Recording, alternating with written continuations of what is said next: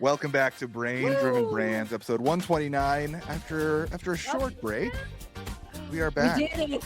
We are back. I have gotten so many messages over the course of the last 6 months. It's like, when do you guys bring it back? We miss 6 you months. guys. We weren't off for 6 months, were we? That's true. We were off for only 3. I said 6. I meant 3. 3 months. Which I just talked to some of my really good girlfriends in the industry, and they're like, we just kind of miss you and Nate shoot the shit. And one of them asked me, was there beef? Like, did you and Nate have beef? That's so funny. And I was like, no. Yeah. No beef. We just got burnt out, guys. That's We really should what have. happened. We should have faked beef for engagement. Fuck. If we were better content creators, Damn it. that's what. Why we didn't we think of that? We should have faked the Yeah. beef, especially on Twitter. We would have been like, Brain Driven Brands can't come back till Nate changes his tune. Yep, that would have been smart, but I was too tired to think of that. So no beef. No beef. Just tired. Just no beef. Just busy. No beef, just busy. Yes. Okay, so that's what I want to talk about, just straight out the gate. What did you end up doing in the last 3 months? Let's catch up. What were you up to? What did you work on? Let's see. Full-time job at Adapt, scaled acquisition by 27% at a better CAC. No big deal. By the way, while firing 3 agencies and building an in-house team. But working on my own brand. I've got a big inventory order landing later this month. Dope. Almost done with my book on copywriting. Shit. I forgot we were supposed to rate while I was out. Yep. I think I'm way ahead of you. Yeah, I'm hundreds of pages ahead of you. Dang it. Okay. Done some copywriting freelance work. That's been great. But yeah, that's it. Life's been good. Nice. I'm so glad. I bought a barrel of whiskey. Sorry, that's the actual highlight. I did see that on the Twitters, and I was like, first of all, is this the first time this has happened? I thought you purchased one before. No. Okay, so that's kind of big news for you. Was it as cathartic of an experience? Were you like, it's the best. Peak yeah, we got the day to hang out at the distillery. The master, nice. The distiller picked some barrels for us, and we got drinks at their house and had dinner, and just very good, very just good. Name birthday. Dropping it here. I know the master distiller over at Jack Daniels. Not a big deal. I texted Fascinating. Masters next week, so okay, all right, Jesus. See, this is why I'm sad that I don't live on the East Coast anywhere, because where I live, there's nowhere to go, and there's cool people in Denver, but I live too far from Denver to be on. So anyways, what have you been up to? Can you beat any of that? Not really. My children can though. My youngest lost his first tooth. Huge. Which was I know he's very young. Mine got her first tooth. That's amazing. Oh my God. We're on opposite sides of the fence at this point. Fascinating, lovely experience. Anytime, if you don't have kids, it's so interesting to watch them lose teeth, because you shouldn't be losing body parts, and so it's just really weird experience to walk them through. This is normal, and don't mind the blood, and this is also going to happen several 30 more times. Yeah, exactly. So get used to it. He was stoked. Did you do the tooth fairy thing? We sort of do it. They know that it's dad that runs up there at 11 p.m. and drops money underneath there. But they pretend that it's the fairy, which I find really odd. Well, they're all like, who's fairy, Ma? Yes. Also, freaking inflation. I used to get a quarter. My kids get $5 a tooth. That's nuts. That was the father's choice. I'd be pulling them out at that price. You're like, how many more can I get? Yeah. I told consumer Casey, I was like, you got to slow it down. All right. Jesus, by the time they're done, they're going to have a trust fund in teeth. Stop paying them this much money. He loved it. He had fantastic time. My eldest broke his collarbone. Yep. Which apparently is a rite of children passage. Everybody I know has now said they've broken. I've never broken a bone at all. Yeah. Apparently everybody, this is a normal experience. Yeah. You have two boys. Yeah. 2 boys. Yeah. This is going to be the first of many broken bones. This is what I'm saying is I didn't realize that boys it's going to happen all the time. Prone to it, because none of my girlfriends with girls have broken bones yet. I think I broke a bone every other year from age 5 to 18. Okay, don't tell me that. God. Not that it's collarbone's apparently not expensive, because they just set it. They don't even set it. They just give you a sling and you just walk on. My collarbone was expensive. That was a fucking $30,000 surgery. But okay, you didn't tell me that. Thank God. Okay, yeah, this was not expensive. So anyway, both kids did that. I did start work on a book that I am writing about, specifically creative strategy. I had it slated to come out literally this month, and then just got busy, and that's not a thing that happens. So anyways, that is in the works. It is in outline format. I have written nothing else on it. Outside of that, though, I've been growing the school. I've been doing a lot of work just collaborative wise on like content with different people. I've been like podcasting and getting on webinars and all kinds of crazy stuff. And then I've just been working. Man, the industry is changing. And that's what we're going to talk about today on this podcast. Most of what I do nowadays is very therapy focused. People get on the call and immediately go, what should I do? That's that's the general sense of it. Yeah. But anyways, I've got the topics. If you want to talk about the storms that are happening inside D2C, let's do it. Before we jump in on the return of brain-driven brands, I just want to tell y'all it is sponsored by nobody. If you guys want to listen to the podcast that's sponsored, Tactical and Practical is brought to you every week by Intelligence, but that's it. Every single time. Is this is just going to be our bit now? Is like, I'm not sponsored, but Nate is. Go listen to his podcast. Yeah. Brought to you by Nate's podcast. Your podcast could be a sponsor of this podcast if you want. I like that. Oh my God. Brought to you by Nate's podcast. Go listen to that. It's amazing. You get to watch him eat steak if you see it on Twitter. Yep. All right. Which one should we even start with? I've been tracking some D2C storms, and I call them storms because I'm like, I feel like a meteorologist lately, where it's just like, I'm just watching this happen to everyone on the ground. I can see what's coming.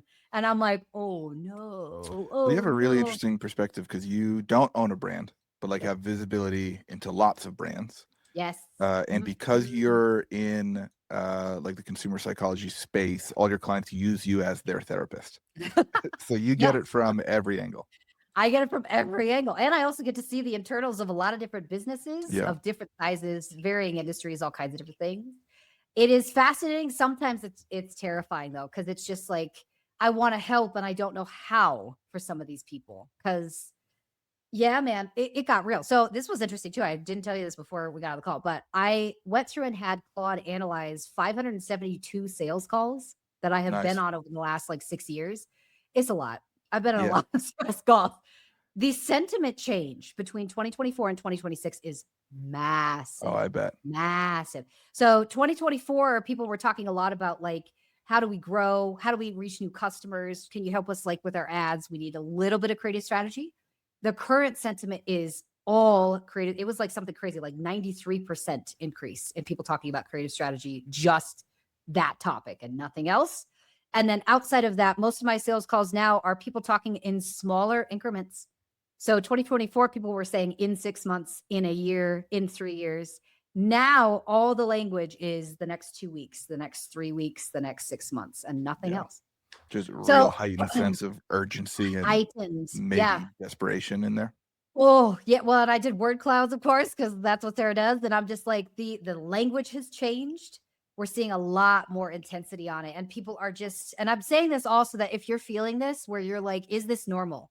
Like I'm a founder, I'm a CMO, I'm an operator, I'm a meat buyer, a creative strategist, whatever it is. Is this normal, what I'm feeling? Because it seems like nobody knows what's going on and nobody seems to have a sense of what's coming. And we don't know how to deal with it. Yeah, this is normal. Every single brand I talk to is in complete panic mode. Well, that's fun. Okay, well, on that note, what do you want to talk about today? Yes. Okay. So I got 3 topics, 3 different storms that I'm tracking. And I want this to be a little bit of an uplifting episode if we could try and handle it. Yeah. Because this does not mean that it's over.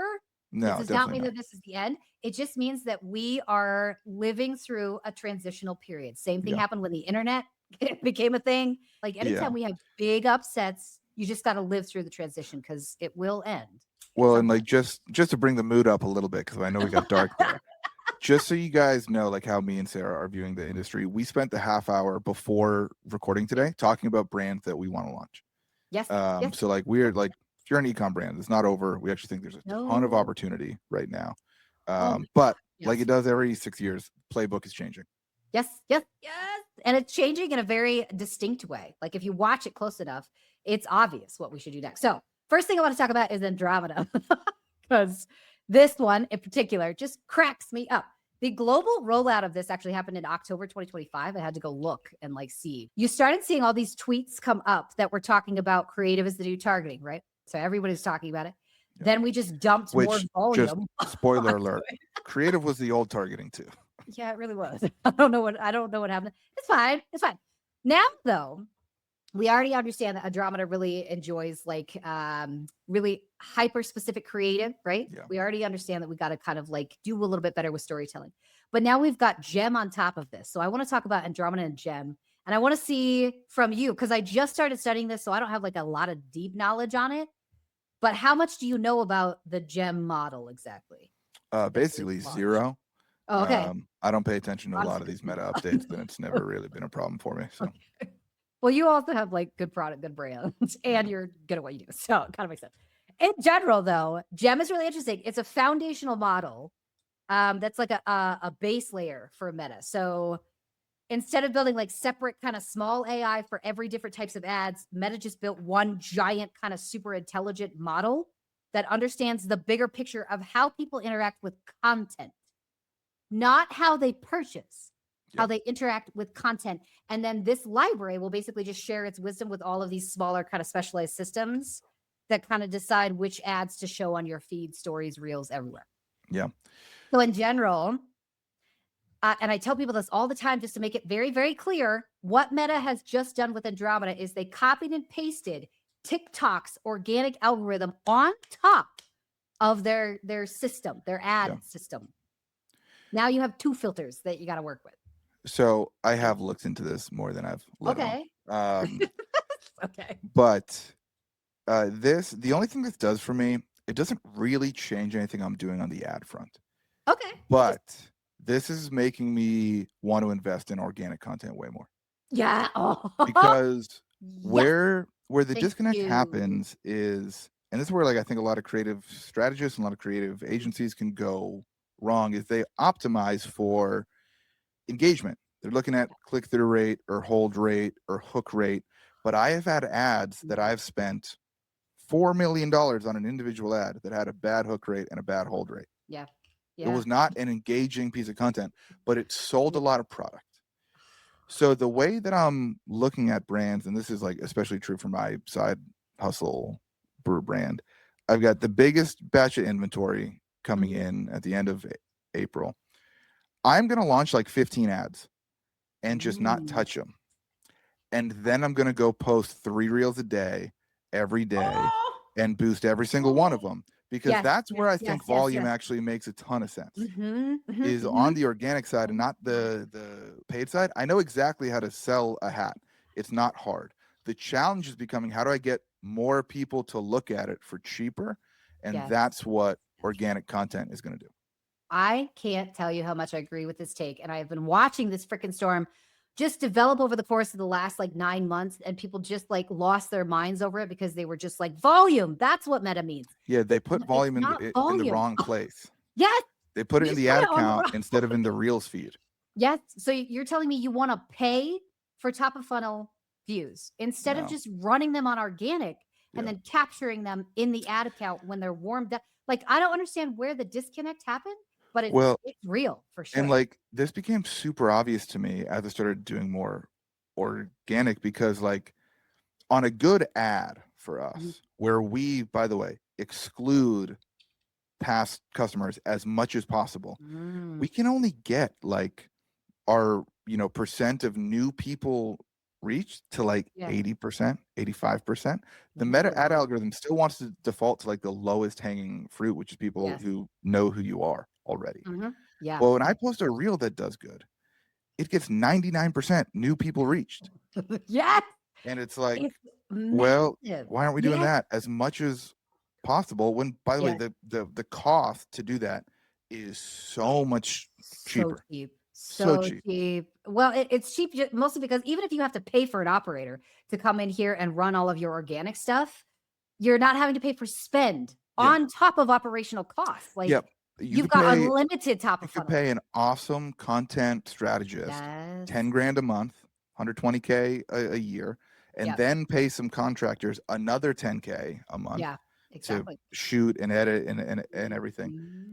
And for 240K a year, which is a fraction of all of our ad budgets, you are going to reach the vast majority of new people through organic content. New people. I can't express this enough. Like, if you are struggling with your ads right now, the solution is not run more ads. It never has been. It's getting more expensive. The more that you use that strategy, the worse it's going to get. Yep. You need organic. You need to show up everywhere. As Nate has like so eloquently put it in the past, you need to become unavoidable for the right person. And that doesn't mean send an ad to them. No. It means that they need to see you all over the damn place so that they remember you exist when you're not running Yeah. ads towards them. So yeah, Andromeda is something I'm watching very, very closely, but not for the reasons that everybody thinks. I'm watching Andromeda because I want to know what to do on organic. Yeah. So, okay. Love it.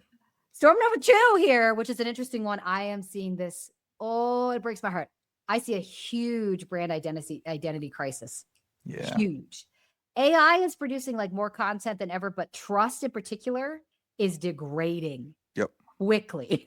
Yep. Quickly. Like so fast. I don't even know how to advise people right now because I'm just like, God, we can create massive amounts of output, but everything that we're creating doesn't mean anything. It's completely tasteless. And it's also typically a little boring. Yeah. So I just don't think that these brands have enough of a sense of who they are internally that they're able to communicate it externally. Right. And this is something that like most people have an issue with too. I don't know who I am, so I don't know where to go or who to like hang out with, those type of things. It happens in brands too. So one of the most recent ones was I worked with a skincare brand that said that they had 2 top creators that were basically fronting the entirety of all of their spend, 2 ads holding up the entire account. They had probably 30 creators. I mean, they were spending like $50K a month in creators to try and beat these 2 ads. And they said, well, every time we launch it, nothing works. And I'm like, well, yeah, because these 2 ads are eating all of your spend.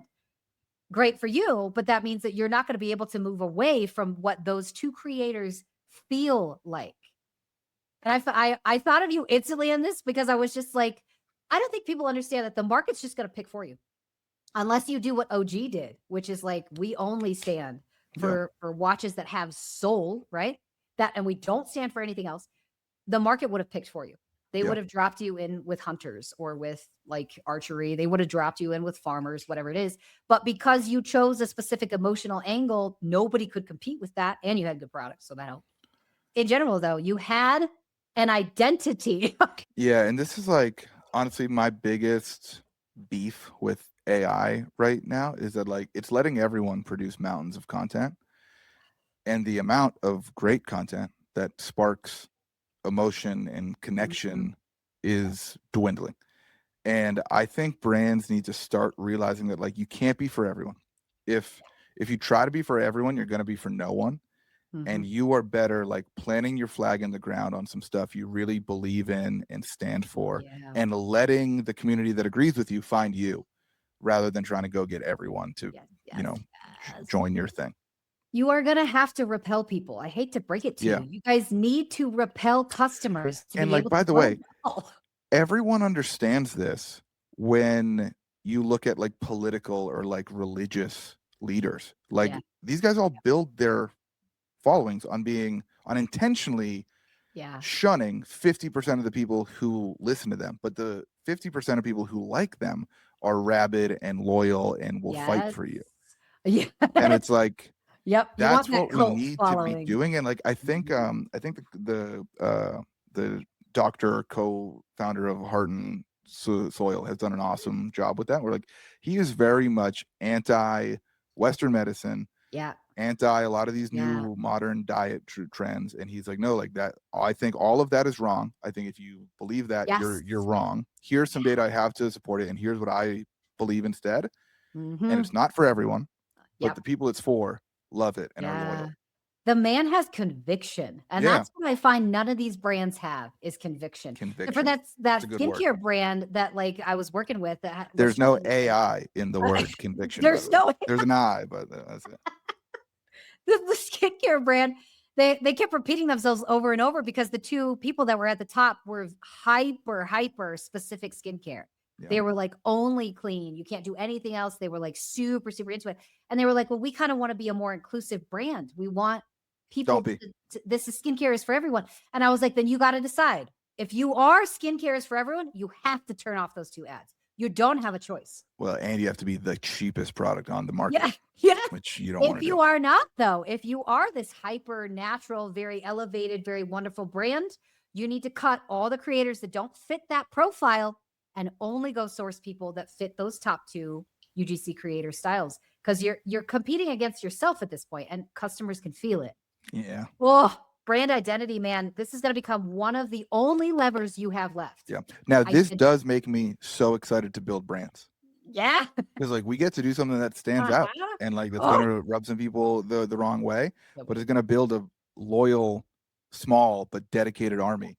And like I'm really excited for that. Ambassadors. I can't wait. I need to go like research some products now and figure out if I want to start a brand. What I was okay. Last thing in here that my best performing reel, by the way, because this touches on like the first storm and storm 2, is I bought a bottle of Pappy Van Winkle, which is like regarded as like the most rare and high end bourbon out there. Expensive. Yeah. I paid $1,600 for the bottle, for one bottle. No, thank you. And I did a reel that said, this is how much I paid for it, and this is how much I'd pay for it next time. And the price I'd pay for it again was way lower. And it pissed some people off, but a lot of people were like, yeah, that's overpriced and hyped up and ridiculous. No bourbon is worth $1,600 a bottle. And that reel has been up for months. And like it is still getting views today. New people are discovering the brand today and buying because of that reel. And I know that because I haven't ran an ad in a month because we've been sold out. I love this though, because now you're still reaching top of funnel people who might be ready to purchase in like another 3 to 6 months, which you need because we just sorted inventory. We're trying to warm customers up for the next 3 to 6 to 12 months, whatever it is. Whatever you do today is going to echo next year. So you got to think like you have to account for that. And a lot of that comes down to what's your building and your brand. Like, what's your identity? What are you convicted about that you can share with people? That's kind of all that comes down to. Okay. I want to talk about AI gentrification, and I might repel some people. AI gentrification. AI gentrification. I haven't heard those 2 words put together yet. This is something that I was like talking to Claude about. And again, gentrification comes with a lot of stigma in that particular word. So for everybody, let me look up the actual like definition of it because Thanks. I was going to ask. I was going to Google it over here. But I'm like, oh yeah, no, I'm following along. Gentrification in the traditional sense is an urban development process where higher income residents and businesses move into historically disinvested lower income neighborhoods. So it's basically just like and price them out. A wealthier person coming in, purchasing up all of these lower income neighborhoods, and it kind of just destroys infrastructure in here a little bit. It raises property values and rents. It forces those long-term residents to kind of like advocate. Now, the reason I use this word is because I couldn't think of a better one to describe what I'm seeing. I am starting to see that entry-level jobs in this industry are completely changing, right? Yep. So the apprenticeship model that we were built on in D2C, where you came into a brand at the bottom, you worked closely with somebody who was a little bit senior than you, and then you just gained skills and raised up to peer level. That doesn't happen anymore. And I think AI fluency is starting to become like price of admission, right? You have to know AI before you even get into these companies. So you don't have growth skills. That's what I'm saying here. And that's why I think this kind of like gentrification style thing that's happening in the workforce is bad because we're losing skill set. I've thought about this with like AI has essentially like let you skip steps 1 and 2. Yes. And like it puts you on third base and it's like, cool, you take it from here. But I think about like the stuff I learned in my career on steps 1 and 2 served me well today. Oh my God. And like, yes. I think the next generation is going to be like super bifurcated. Look up that word. I think I used that correctly. I think it's going to be super bifurcated, but between guys like who get absolutely cracked at AI. Yes. And get so good and probably out earn me within a year and like make an absolute killing. But then I think there's going to be a bunch of people that get essentially left behind. Yes. Because they're not great at AI. And then these entry level jobs are disappearing because of AI. Yeah. And they're going to be left out to dry. Well, I saw a really scary stat yesterday. It said the average age of a new hire in 2025 was 42 years old. Whoa. Like, whoa. So That what's is not happening with good. all of like the 20-year-olds? And the only They're reason I not find getting this jobs really and they're living concerning, living with their parents. the 20-year-olds, like I'm concerned about that generation just in general, but also these are the people that have quite a lot of creativity because they see the world differently than I do, or all the rest of like the millennials or Gen Xers that I work with do. So, and I'm not saying that we're not creative, but I'm just like, the creative skill atrophy here is a huge problem because again, we see the world in only one lens. Yeah. My social media like manager is, I think she's like 22. Yeah. And the girl is freaking amazing at Instagram and like running all of my socials for me. And I'm like, I would have never thought of anything that she's posting. I would have never posted that for one thing. Yeah. And the girl just gets it.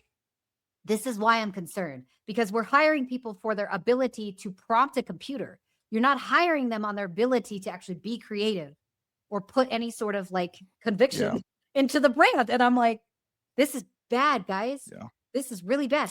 We're fluent in only one thing now, and that's so damaging. I think it's going to bring a renaissance on, though. Do you? Okay. Yeah, I do. A renaissance of what exactly? Meaningful legacy brands that last a long time. Okay. And I don't think it's going to happen yet. I think it's going to be the start of it. I think it's going to be 4 years from now.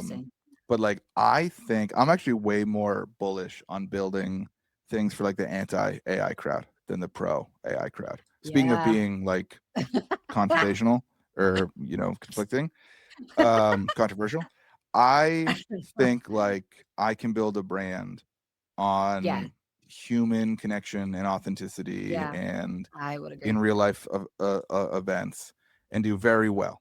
Because I think more than anything, people are craving it. Yes. Like I honestly, I think like since COVID and then remote work and now AI, like I think everyone's just exhausted. I'm like exhausted. just wants to sit around with people and in the same room and share the human condition with them. Oh my gosh, especially in this industry. Like all I do is reach out to all my friends now and just be like, are you okay? Because I'm not okay. I can't tell you how many times in the last year I've like gone out to dinner with someone in our industry, or like I've gone to a concert with them, or we've gotten a drink, and at the end of it we shake hands or hug and someone says, hey, thanks man, I really needed this. And like that's as emotional as guys get. But if you know guys, you know that is like peak level. Peak like level that emotion. Deep. That's saying something. And it happens every single time. So I think people are craving it. Okay, that's good. I'm gonna take this back because I want to start a brand and I think it's gonna be more analog than digital. And like I hate to plug my own podcast again, but I did an episode this week on the good, the bad, and the ugly of AI. Oh, okay. And the good is like it's saving me time at my job. Yeah. It's not really making us more money. It's not really saving us money, but it's saving me time, which is helpful. Yeah. But other than that, like I'm trying to flip the spectrum in the complete opposite direction with the rest of my work to like be more authentic and human. I think that matters a lot. Oh, we should end it there. So I mean, these are the storms that I'm seeing, and if anybody's feeling this, it's normal. This is what's happening. They're feeling it. Like I'm sure you're feeling it. On the upside, though, we got a lot more episodes coming on our thoughts of like how to account for this. If you want to be ethical, a moral brand that has to compete in this ridiculous weirdness that we just entered into, keep listening because I have a feeling you and I are going to dissect this to death until we figure it out. So feels so good to be back doing brain-driven brands. We'll see you guys next time. Thank you so much for joining us on the show today. Appreciate you guys listening. If you want to follow me, I'm at Sarah Levinger. Anywhere you consume content, he is at Nate Lagos. If you like this show and if you like this episode, go ahead and like, subscribe, share with a friend, drop us a review when you have a minute. We would appreciate it. Otherwise, have a great week. We'll see you next time.